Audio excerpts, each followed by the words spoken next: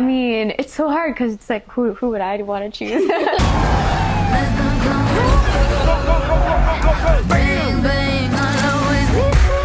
What's happening? I think you're looking for me.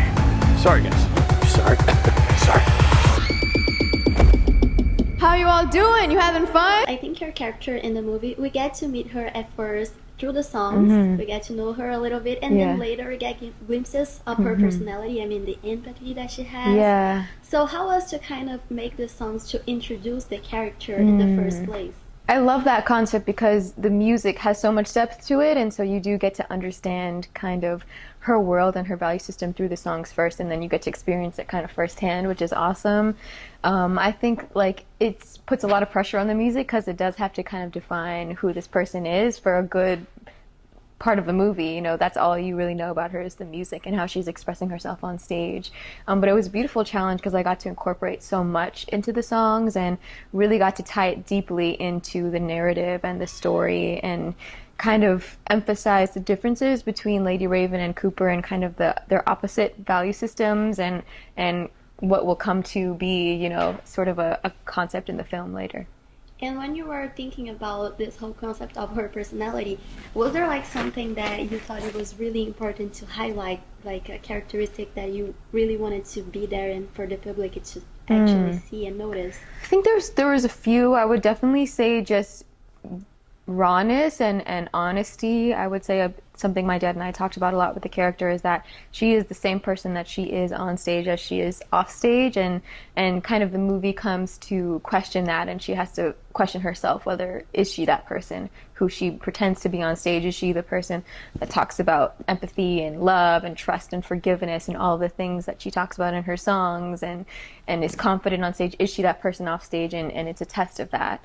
And I think the music kind of sets that up in a way, but there's a lot of, you know, nuances there. How was it call people for these collaborations? I mean, did you explain the concept of the movie? Yeah. How did it happen? I mean, each one was slightly different.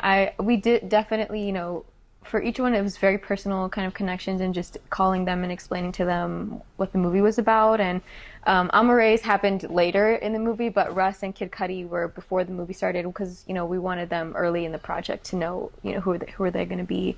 And Russ is an artist that I've listened to for a long time, and I wanted to reach out to him as is Kid Cudi. And so we just called them and talked to them about the project, and they were both so open to it. And then, you know, I got to collaborate with them on these songs, which was incredible.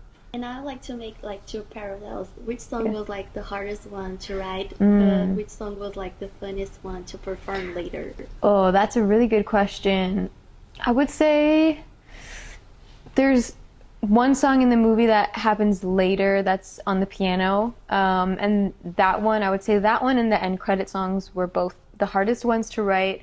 The piano song because it is in such an intense moment and kind of trying to find what is the lyrics that feel right in this moment and that makes sense and that she would call upon to kind of guide her in the intensity that is to come. And then the end credit song, which was an interesting challenge because, you know, through the movie I'm singing as Lady Raven, but the movie, you know, you end and you're with Cooper's character. And so the end credit song, I'm really not Lady Raven anymore. I'm singing an end credit song for the movie, and what defines the movie is not Lady Raven's perspective, it's Cooper's perspective. And so I kind of had to get in the mindset of the villain for that song, which was super fun. And then Amare completely complimented that, which was amazing.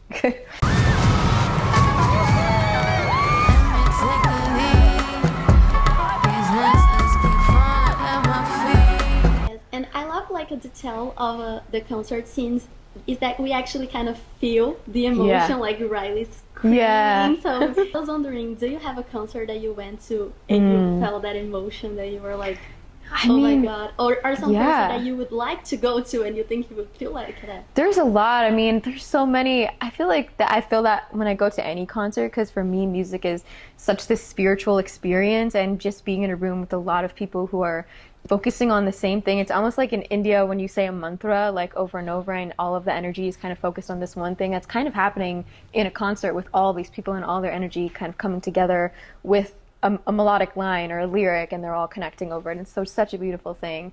I would say like the Riley experience was for me when I think I was 10 or 11. I went to see Beyonce. I think that might have been my first like real concert my parents took me to, and it was just like at that time like she was just a goddess and I knew every word of her songs and was kind of that extreme experience for me. And like you said, you have a few collaborations in the movie, but I was wondering if Lady Raven was like a real person, if she would have to pick like people from like real pop divas to make a few collaborations with her. Who would you think she would choose? Oh, I mean, it's so hard because it's like, who would I want to choose? I mean, the real pop divas, okay, if you say it like that, I would say like Ariana Grande, maybe. You know, Rosalia, I've talked about her as a big inspiration for, you know, this character as well. And Billie Eilish, those are the first three that come to mind. This whole concert, it's a trap. You're watching all the exits, you're checking everyone that leaves. There's no way to get out of here